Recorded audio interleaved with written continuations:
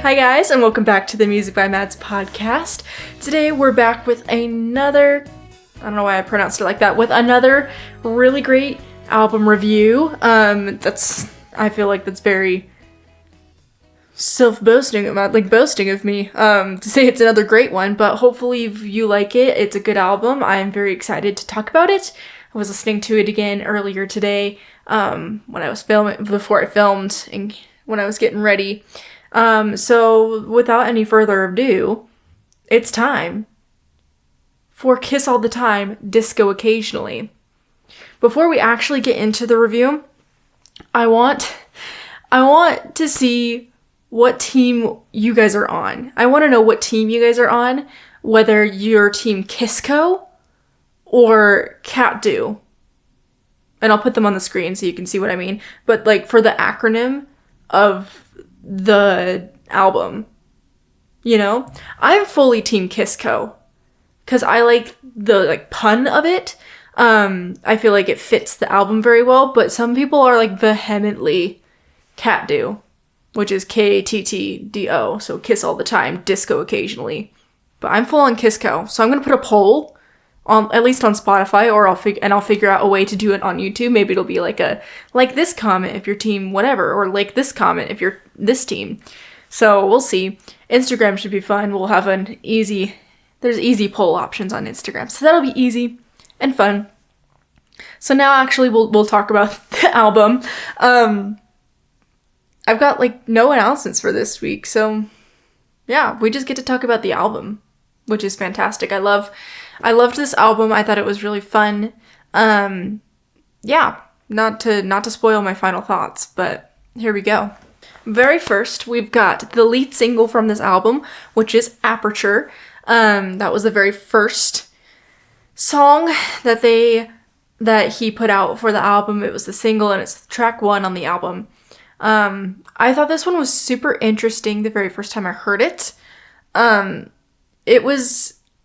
wasn't sure about it for a second, and then I liked it a lot. But what made me like it a lot more was when people got to listen to, I think it was the whole album. It was a listening party right before Aperture released, or maybe it was just Aperture, where they got to listen to it early. And one girl described Aperture as deep house music, and I was like, I have no idea what that means. And then I listened to it, and I was like, yeah, that's deep house music. So it's very interesting. I think it's a very fun lead single. I don't think it should have necessarily been the lead single for this album, but I think it was a solid choice. I don't think it was bad by any means. Another thing I saw online somewhere was somebody said you have to remember that he's now a runner, because he did a couple marathons while he was on hiatus, and that makes the album fit so much more. If you're listening to it and you think of, somebody would run to this album, it makes so much more sense, the choices he made for tempos and such. I like it a lot. It's a lot of interesting synth sounds that he hasn't done before, but also still fits very well within his discography and everything. One thing I love, I think it's delightfully weird. I think it's a very strange song, but not in any sort of bad way. I think it's just a funky little tune, which I'm not gonna lie, I like funky little tunes. I also thought the way he was, the dance he did and the choreography they did for the performance at the Brit Awards. It was an awards show. I don't remember which one it was, but the performance was super fun, and it just felt very carefree and happy, and I really liked that aspect of it. I feel like he's just making music for fun now. He's done his first 3. He just feels more settled in the music industry as a solo artist now. So, yeah.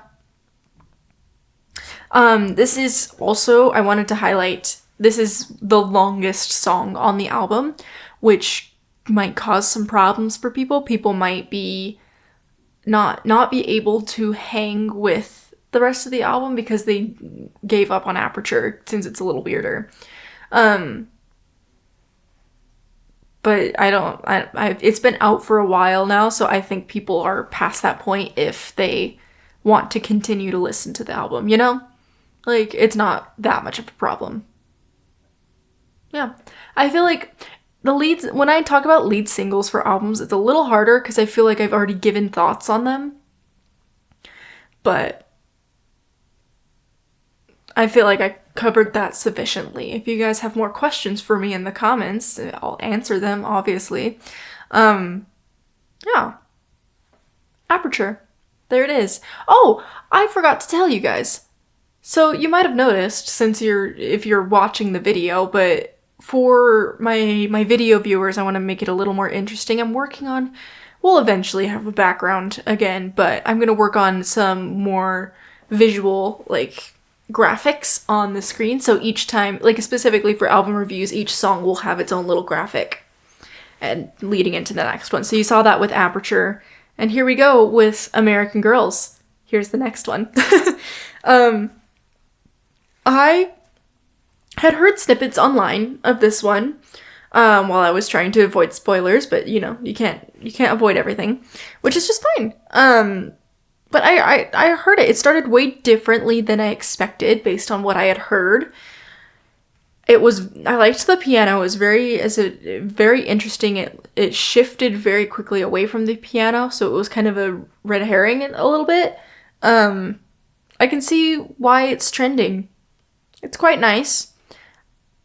It was a nice little vibey song. It felt like it was a good song to like drive to. I will say I don't think it's even in the top 5 of this album. I don't think I put it in the top 5 for my rankings, but it's nice. Like and that's it. It's nice. And that's all I can say about it. Like it wasn't, I feel like people are, I have different tastes than other people, but I feel like people are hyping it way too much. And I recognize that this is also a single for this album, so that might be part of it, is people are excited that it's a single, but I don't think it's the strongest song, nor the song he should have picked for the next single. Anyways, I think, yeah, that's literally all I wanted to talk about for this song was it's nice. Like, I wouldn't skip it on the album, but I'm not going to come back to it on my own. And I haven't since I listened to it last week, you know? Anyways, speaking of songs to come back to, Ready, Steady, Go, I loved that song. I thought it was very good. I think this should have been the second single. If we were sticking to the front half of the album, for the singles, I think Ready, Steady, Go was a better option than American Girls. It might have even been a better option than Aperture for the lead single. Maybe, I think personally I would have put my favorite song, but in terms of popularity right now and what people are listening to, I think Ready, Steady, Go and then Aperture would have been the better single picks, like lead and then following single. I don't know. I know a lot of people disagree on if Ready, Steady, Go is a good song or not. I think it's very good. I have a YouTuber I watch, shout out Jackson. I watch his reactions a lot. He did not like this song. I was a little sad, but to each their own. But I think this is a better song than American Girls. I like it a lot. It's, I also heard bits of this one online, which is why I think it should have been a single instead of American Girls, is because this one was also popular with Harry Styles fans. And yeah, there's a lot of elements. It was surprising because there's a lot of elements in this song that I'm not usually a fan of, like heavy distortion on a voice. I'm not usually a fan of, but I think he put it to a point where it was like, this is so intentional, like it didn't feel like it was just incidental. And it really worked with his voice and the way he was using it. Like, for example, Peter from the Tortured Poets Department, the anthology.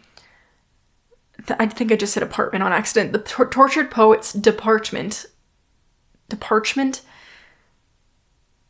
I can't talk. From the Tortured Poets Department, the anthology by Taylor Swift. Peter.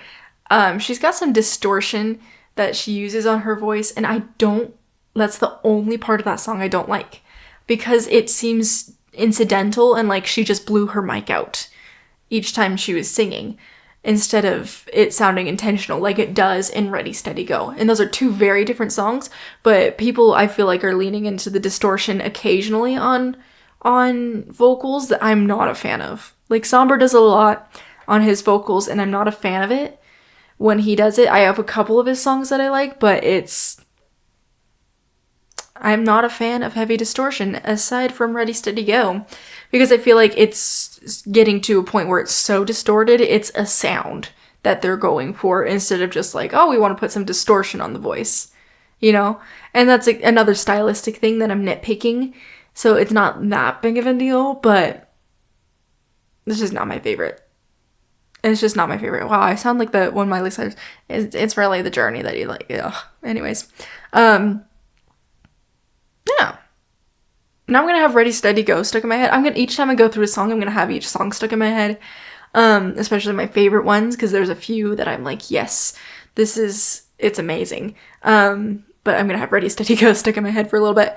The next song is Are You Listening Yet? Right? Yeah, Are You Listening Yet? I almost thought it was We for a second. I didn't expect this to be a spoken verse song. Like, I don't know what I don't know if I expected anything from this one. I just didn't know what I was gonna go into. It's so villain coded. Like, I feel like a villain, if you could use this for a villain in a movie. I don't know how to say it other than that, but I didn't expect the spoken intro. I thought the chorus was really fun. You can really tell on this song that he's a runner. It's got such a steady and pulsing beat, especially with the drums he uses in this song. Like, it just feels like, yeah, you could run to this song and it would fit really well on a running playlist. I am not a runner. If you ever see me running, that is not me. I do not like running. I think it's the worst.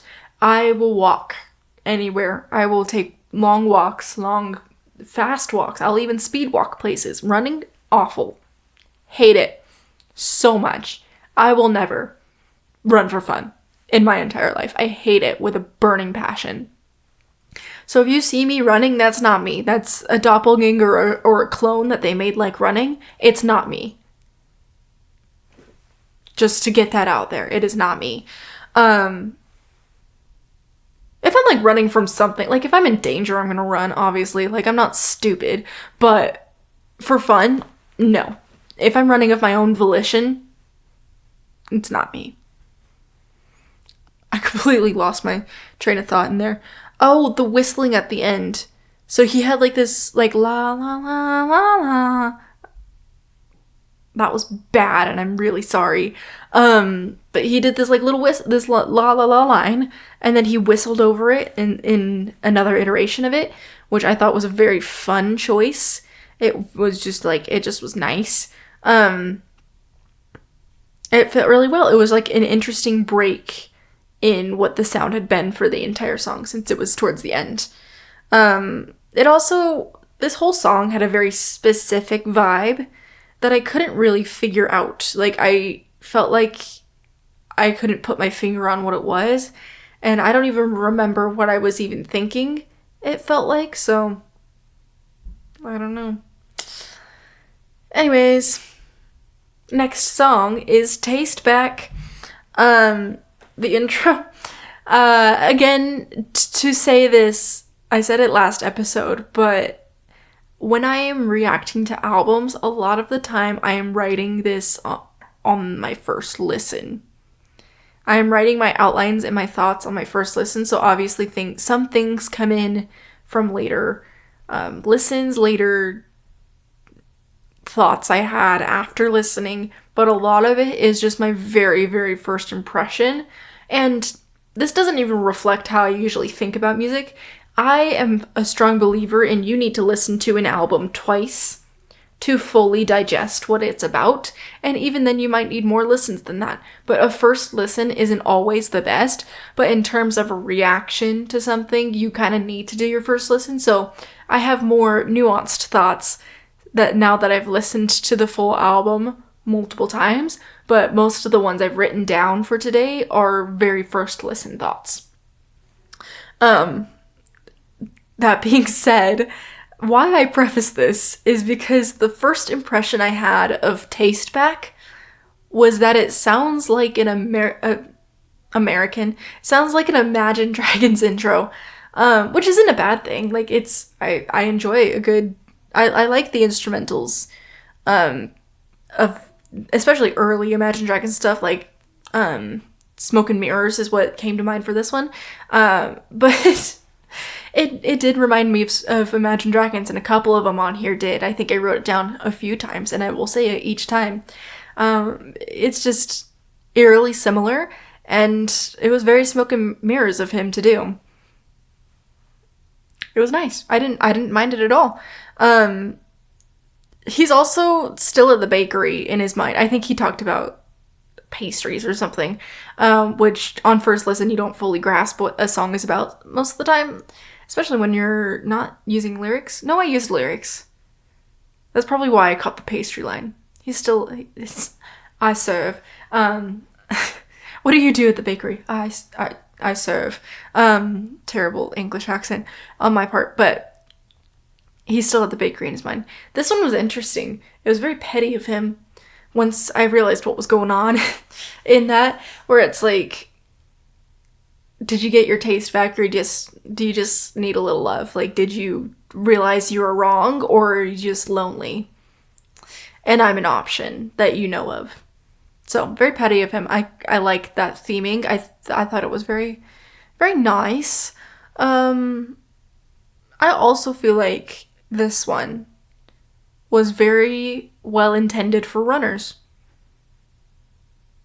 Yeah. Very well intended. And that's all my thoughts on whatever this song is called, Tasteback. I feel like I'm breezing through this, because that's what, track 5? And it's a 12-track album? I feel like I'm just breezing through this album, but I feel like my thoughts are very concise. The next one is The Waiting Game. This one sounds like another Imagine Dragons intro. It's fun. And it's not a bad thing, that's what my brain went to when I heard it for the first time. And then this one, I didn't expect it to hit as hard as it did when I listened to it the first time. I put it on my Songs That Make My Heart Ache playlist. It just, like, I don't know what about it just, like, really got to me, but it just, like, wow, yeah. It's got lots of fun. I'm so out of the flow on this, you guys. I need to get more guests because it'll be so much more interesting. But I felt like this one was very, very well done with chords.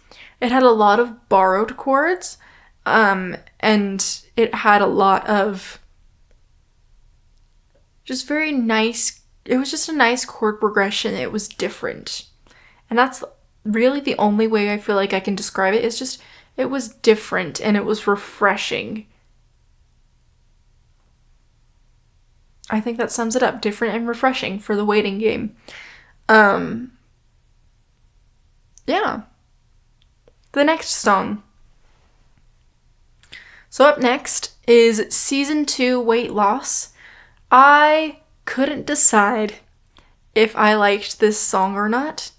The entire song. I went back and forth. I was like, oh, I really like this. Or I'm like, it's okay. So it was a difficult decision for the rankings. You'll find out where I put it. But it had an interesting synth. It was very, it's just interesting. It's much more conceptual than the rest of the album. I feel like the rest of the album feels less experimental than this one. I feel like this was the most experimental song with some of the sounds he did. But that's it. Like, it was good. I enjoyed it immensely. Then we've got Coming Up Roses, which I thought was so lovely. This is one of my favorites from this album. I loved the orchestra tuning at the very beginning. I thought that was an interesting choice to put at the beginning of a song. But I loved it because it was so heavily orchestra centered for a lot of it. I loved the instrumental break. I thought it was a fantastic song. I totally hear what people were talking about with the similarities to Chloe or Sam or Sophia or Marcus by Taylor Swift. The chorus sounds very similar to that melody line. But I thought it was a wonderful song. Like, it's not that the similarities aren't distracting enough to really be like, oh my gosh, this sounds exactly like Chloe or Sam or Sophia or Marcus. I thought it was quite lovely in that regard. I love, oh, hello, neck pop. I gotta do the other side. It didn't work. I loved the strings. I always love a good string orchestra moment, whether that's like this one where it's so heavily featured, or even if it's just background. Like, give me a good string orchestra. I'm a violinist, so obviously I'm gonna appreciate it. I think it was very well done. I do wish, the one gripe I have with it, I wish the strings were a little quieter, or they'd pushed his voice more when he comes back in after the big strings moment. I just wish it was a little more, his line he sings was a little more prominent than it was. I think it could have been prominent, and the strings could have either decrescendoed themselves, or they could have pushed his voice more if they wanted to keep the strings, but then you could have heard what he said a little better. I said it last episode as well, but I love that male artists are using the lower range of their voices more. You hear it especially in Coming Up Roses on this album, but I talked about it last week with Bruno Mars as well. Can you tell I wrote these outlines back to back? I feel like it's so obvious that I wrote these outlines back to back. Anyways, we're taking a very different direction after Coming Up Roses. We're going back to the upbeat songs with pop. Sick Beat, first of all, banger. This is another favorite from this album. Oh, I need to say this again. Again, with the similarities between these two episodes of the podcast, the back half of this album, so much better than the front half. I feel. I love a lot of the songs on the front half, but the back half is so much stronger in my opinion, and I like that it's stronger because I feel like artists put their throwaway songs on the back half of the album. Like, the songs that they're just like, it just doesn't really fit anywhere else, so we're going to put it on the back half. So I think his back half of this album is much stronger than the front. They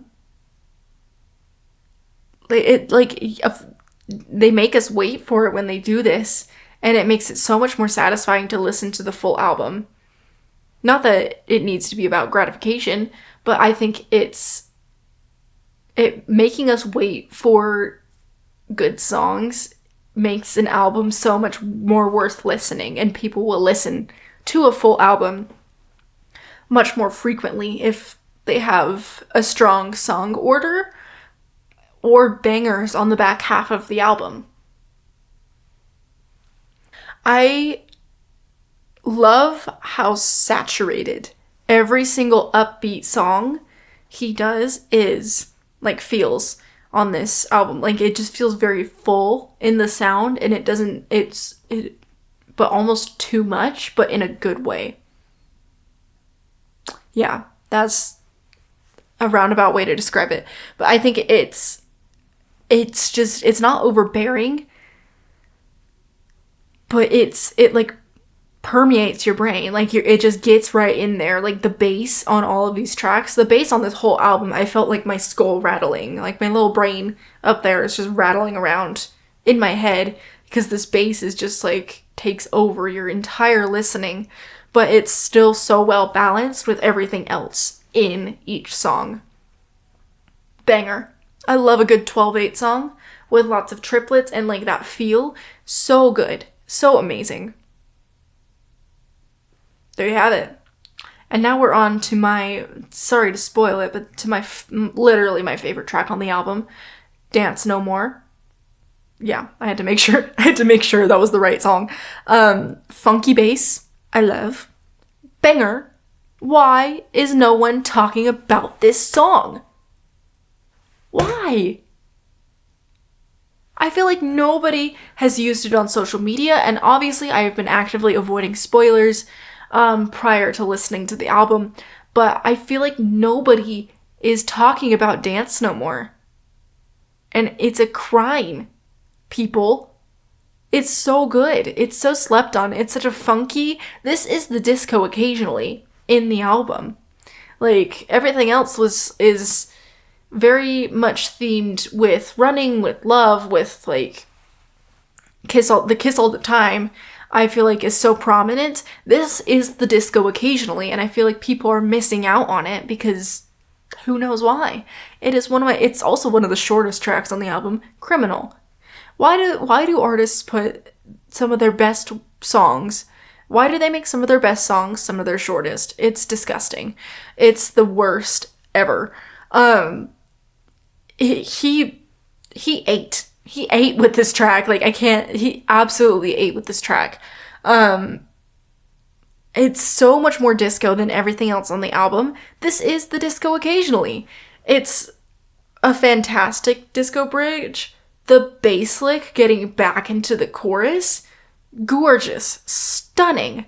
Oh, give me 7 more right now. I love a good disco song, and I love that people are going back to disco in their styling in modern music. And with so much more that we can do now with synth sounds that we can make even more disco sound. It's delicious. I eat it up every single time, and he ate with it. It was so good. That is the song I think I've listened to the most out of any track on this album is Dance No More. There you go. We're gonna give a big long silence right there because why not? And then we switch up the vibe with Paint by Numbers. We switch it up so much, and we take the energy down a lot, which means I need to take my energy down because it's just so sad. It's very Beatles in a lot of ways. I feel like people have been taking a lot of inspiration from Beatles songs, especially recently. They always have, but it's, I feel like, a lot more prominent on a lot of mainstream artists. He uses a lot of lower range on this one as well. It's so nostalgic despite being brand new. This one was very interesting. I usually, like I said literally just a minute ago, that I feel like the shorter songs are criminally short.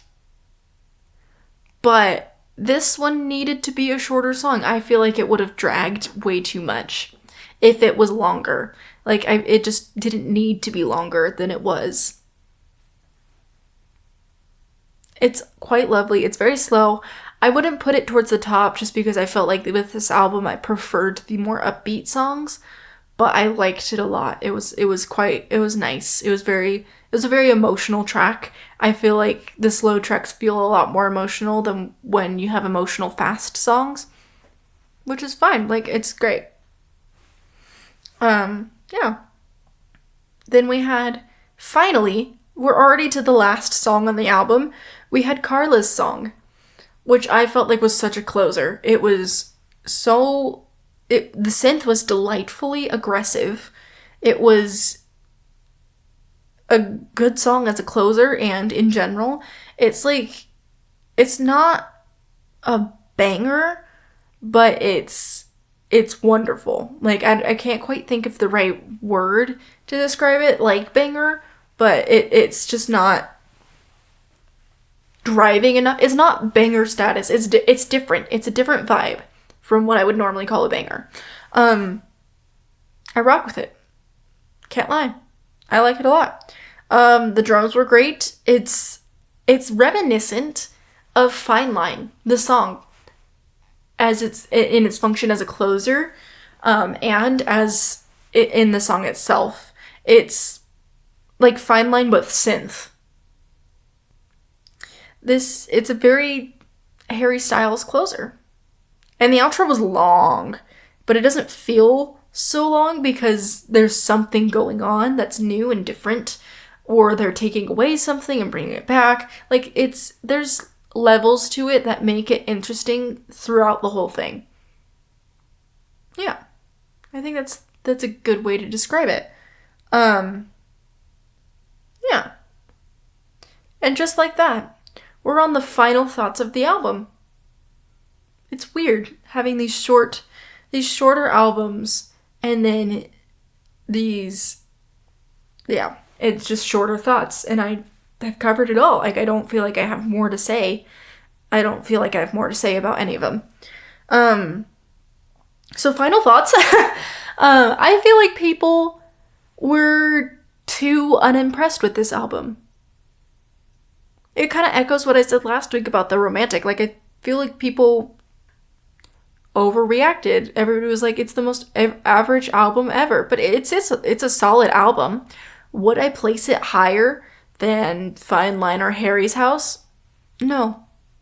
I think Harry's House, as much as Fine Line is my baby, Harry's House is single-handed. It's his hands down his best album.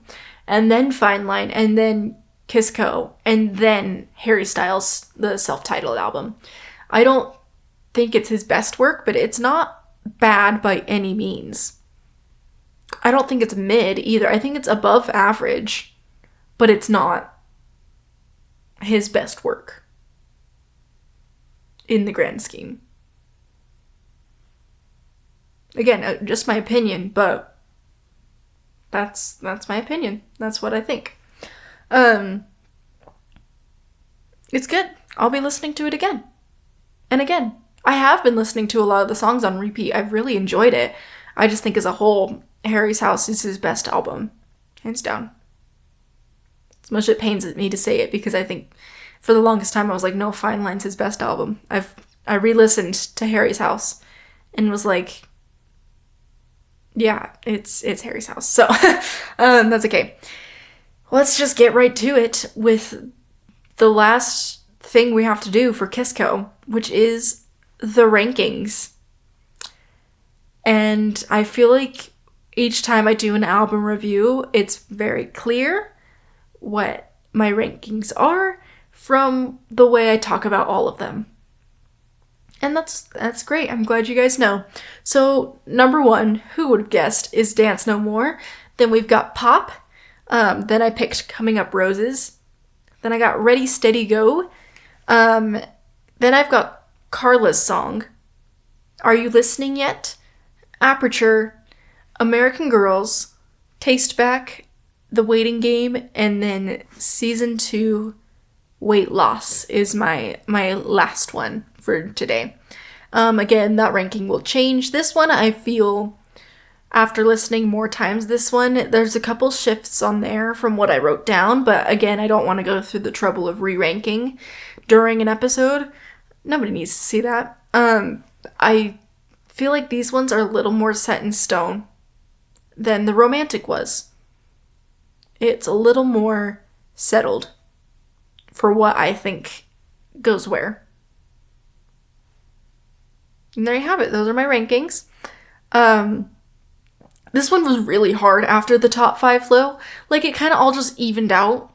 My top 3 were so clear, and then it just kept getting muddier and muddier as I went. So, that's okay. And there you have it. This is it. That's everything. All that we have left to do is the Song of the Day segment. Smiles. We've got, obviously, mostly songs from Kiss Co., but Literally 5 out of 7 are from Kisco. But we've got some good ones. It's pretty much my top 5. We've got Dance No More, Pop, Coming Up Roses, Ready Steady Go, and Are You Listening Yet? All from Kisco by Harry Styles. And then we've got Senses by Miko, and Thinking About Love by Wild Rivers. And that's it. That felt way too quick for today, but those are our songs of the day. I hope you guys have a wonderful week. I don't know what we're talking about next week, but we gotta look at the album release schedule because somebody's doing something all the time. So, we'll just have to figure it out. I'm excited for Noah Kahan's new album to come out towards the end of April, so that'll be a nice episode, and then we'll have the deluxe version of Wishbone to talk about as well. I'm hoping to do something special around that time, but we'll see. See you guys next week.